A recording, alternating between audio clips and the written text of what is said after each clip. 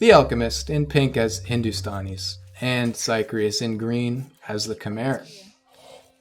Recently, we have seen, I think, only played by eCrazy23, aka Actual Beetle, which we watched earlier. But yeah, this is on Amazon Tunnel, and I'm gonna zoom out. Should I zoom out while we... No, we got TV viewers. I have to zoom in while we look at the bands. So, by the way, Khmer win percentage in this tournament series 3%, Hindustanis 33%. So we'll see how that goes. Hindustanis, by the way, are doing very well on the ladder in public games right now and are one of the strongest civs. So in this game, Cychreus banned Chinese, Mayans, and Britons after playing the Britons themselves, interestingly enough. And the Alchemist banned Franks, Slavs, and Teutons. And then Cychreus banned Gold Rush and Oasis, and we ended up on the beautiful Amazon Tunnel. Sorry, bitrate. Let me just zoom in and out a few more times. Bitrate, wake up. Immediately we see the Alchemist going for the forward wall. I think she did this without even scouting. There's not enough time. We're at 3 minutes. I think you have to just walk straight up here and wall as soon as you see. However, I don't know if she'll realize.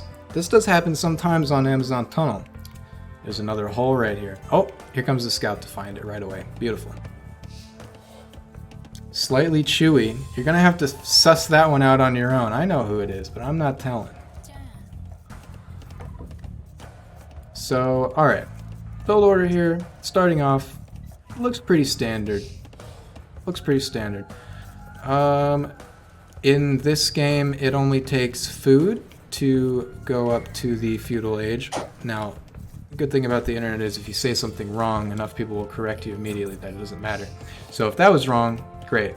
I know in age 4, it takes 200 gold and food and like 400 food to go feudal, but I think this game it's only 500 food and you have to have the right buildings. So you don't need to go on to gold very early. You don't even need to go on to stone this early.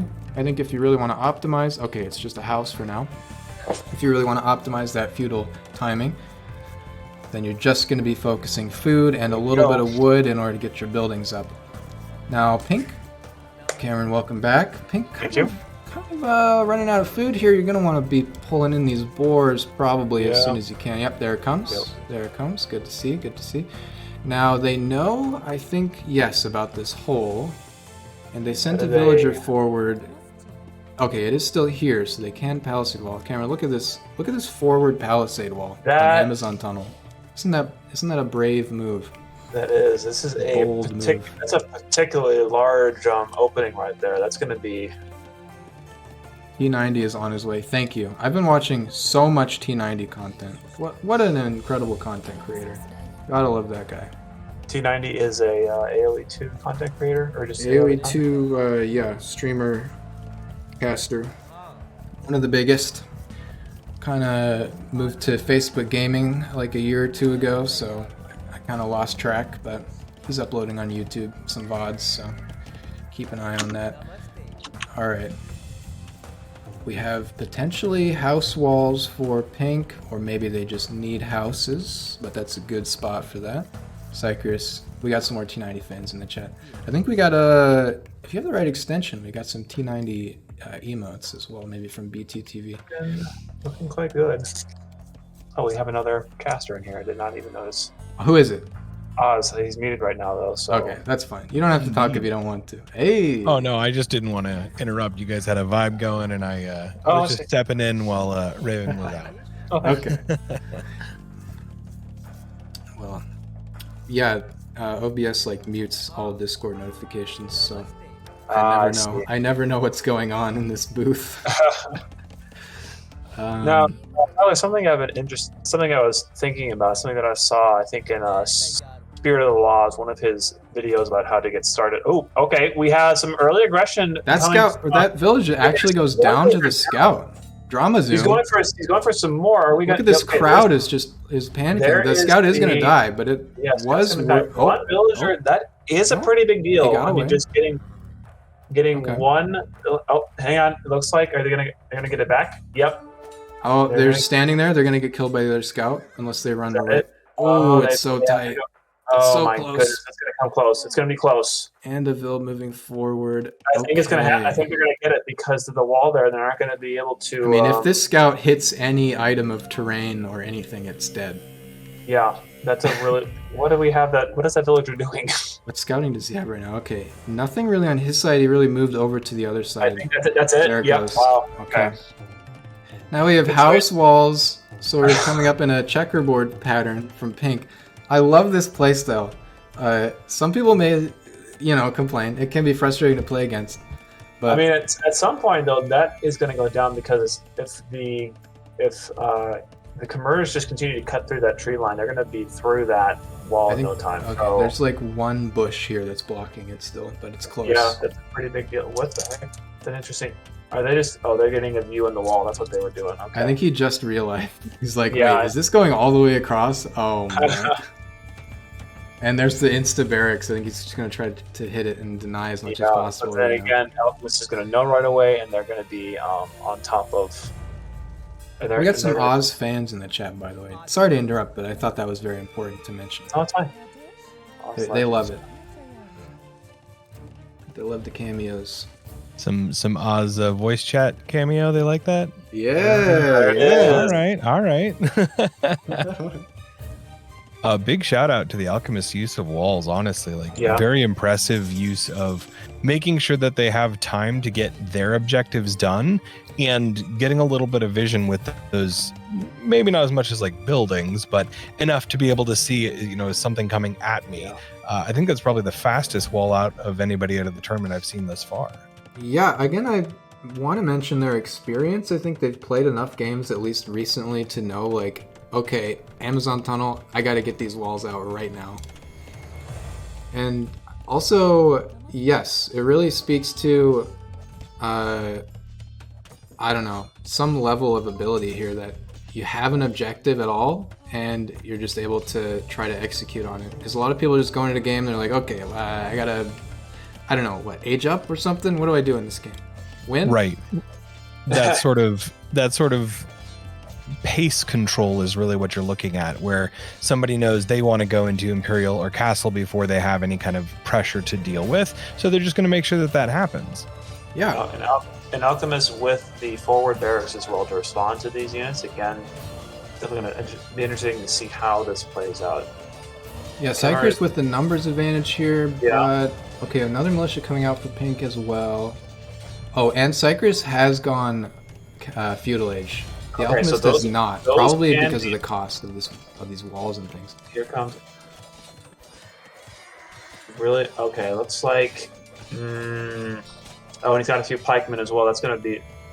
Yeah, green wins this. I think holding on, pushing him back a little. Nope. It's close. The back and forth. Scout goes down. Yeah. Okay. And we get another wall in the back that may be a little bit too hopeful there, but yeah, those units are going to go down. There's a watchtower for green. So, okay, some exciting beginning action. Yeah. I really like this. I don't know. Maybe Pink is just this is just a really unique play to what I've seen in this group of tournaments. I don't see this commitment to the defense as much as you'd think you would. I like the wall, but I can't help but feel that it was put a little too close to the base because, again, since it was that close, Cychreus saw it right away, so he responded to it that much more quickly than he did the last game. So because of that, he knew what to expect, and he was able to respond a lot more quickly than the first time. Yeah, Cychreus' response to this, just immediately pushing it and denying it, was I think very good. Yeah. Again, it's a very... speaking to the forwardness of the wall, I agree. Whenever I wall off, specifically Amazon Tunnel, is usually a little closer to my base and then reinforced with towers. even putting something like houses that close up is just problematic, because if you get housed, you're going to be able to rebuild in base, yes, but that's just another problem preventing you from controlling the pace that you intended to when you built the wall in the first place. Yeah, I guess I could see just doing a palisade here, just to like stall for a little bit of time, and then committing to more of a defense further back. Yeah. The houses up here are just gonna go down now, and you're just gonna lose the pop. Yeah, Cychreus is sending some scout calves over. He's committing to he's doing some harassment right now, trying to get these, trying to get the villagers that are working on this wall, trying to prevent that wall from going up, and he's doing a really good job of managing this, just going for those picks. And right now, Alchemist does not have a response, doesn't have any response to this attack, so I'm curious to see what it is that they're going to do. Yeah, Scout Cav, this is like the first time that we've seen that in this tournament also. The Scout Cav push. Yeah. It's not strong because the scouts are good, it's strong because you can make so many of them and so quickly that nobody can respond to it, right? So like it's you also just lose bills like that. It's also a vie for mobility, because now you have to deal with not only your infantry not being able to keep up, but you need that upgrade before it's even close to getting spears anywhere near them. Yeah, Arduous, looks like you're going to have to play Age 4 then. Scouts, not great against villagers in that game. Yeah. But in this game, they kind of fulfill the light cav role, especially later on. Age 4, just to talk about another game that nobody watching right now cares too much about. You also have the Horsemen, which are the light cav in the late game anti-archer unit. So a little bit of a difference there. But I'm going to say Cychreus is doing a really good job of controlling the pace of this game this time around. Like, as to last time, because of the walls that Alchemist put up, that it really slowed down Cychreus and what he wanted to do. But because he reacted so quickly to the walls and the defense that Alchemist was doing, he's doing a much better job of putting some pressure on Alchemist. Yeah. Joe Louie, welcome back to the chat. It's been a long time. It's been probably a year, in fact. Cychreus is just going all in right now. Yeah, they are. This is what they call an all in. His micro too is quite strong because his economy's not suffered. It's not like he's not been doing things at home. He's still got. Everybody's working. I don't even see any idles actually. And there's 45 vills to 20 to not. No. How am I reading that? Yeah, he is controlling this game, but he's doing so well right now. 20 to 29, and there are there are 15 just sitting in here because they can't do what they need to do. Yeah, as the Alchemist, what do you do to come back from this? Because with cavalry already inside your base, you don't really have much of an option other than to maybe stonewall off somewhere and try something else. Yeah, the issue it comes down to is they need to get villagers to that position to get the stonewalls up, and unfortunately they can't because he has the map under lockdown, basically. Yeah, I mean, this is a lot of cav.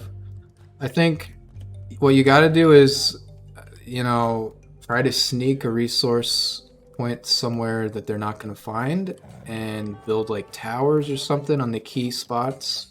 Yeah, the problem maybe is that counter raid too. You could just walk through here yourself, but you don't have the resources at this point. But that's the thing. They don't have any.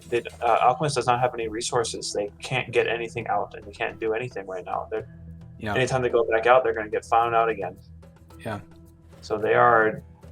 Yeah, Cychreus has just got this on lockdown right now. So now I think this is a Hail Mary. You're just done at this point. Yeah, they're just committing to. They're trying to kill these. The villagers do have loom though, at the very least. They got one cav. Another one goes down. Maybe. I think they actually win this at great cost. They might. There's enough of them. No blacksmith upgrades for these light cav mean that they are pretty squishy. They're pushing him back. Yeah, Cychreus doesn't have any other units to deal with the. And there were 2 spears. That was honestly one of the better moves that she could have done there. I think that was the best thing. Good choice from the pink player. They have some breathing. So Alchemist has some breathing room now. Again, as to how long it's going to last, I don't know. He still has these cav units in here just waiting for the right time to move in. Yeah, this could just be more hit and run. We do see one militia here, and they're going out to the forward gold. More militia coming in, more scout cav, just gonna keep up with that. I'd love to see like the skill barding armor or the damage. Actually, more I'd like to see the damage upgrade there, but Yeah, I mean, Cychreus has the resources. He's just probably focused so much on the microing and putting the pressure on it. He's not thinking about getting those upgrades. yeah, he's got like one unit attacking each building over here at times. It's great. Yeah, I mean, which is it is what it is. But I mean, he's got a nice economy going. He's certainly not in a rush or anything. But I mean, he does need to consider getting some of those upgrades going because again, he's going to be a much bigger threat if he does have those. Also, as the Khmer doesn't need to build any specific buildings to age up, so he could do that at any time. It looks like he's getting a few buildings up, or those walls that he's throwing up right there. Just building some houses. I think he got housed a little bit, so he's just got a forward village. Just gonna go for that. Yeah, I think. Hey, if he's got it, then he can do that. Yeah, I think. Yeah, those villagers are putting up a pretty good fight. I mean, I think at this point you're like it's no. too much. It's too much for the villas to handle. They're all low health, and they're just scout cav reinforcements coming in. I think that's it. The Vil AI for fighting is not very good. They run away a little bit too much to be that effective too. That's it. Yep. That's going to leave the Alchemist with one villager and one military unit. Or is the villager still in the building? Okay, 2 military units. Oh, no, the villager is the villager goes down. Going down. All right. Oh, that's it. Oh man. Some idols from green. Where are these at? Uh-oh. Not the Age of Empires 2 dead farm. You hate to see it. And with that, it's a GG. Oh man. GG indeed. Wow. All red from Cychreus to like come off that last game, which was kind of tough actually, and just counter everything that he saw there.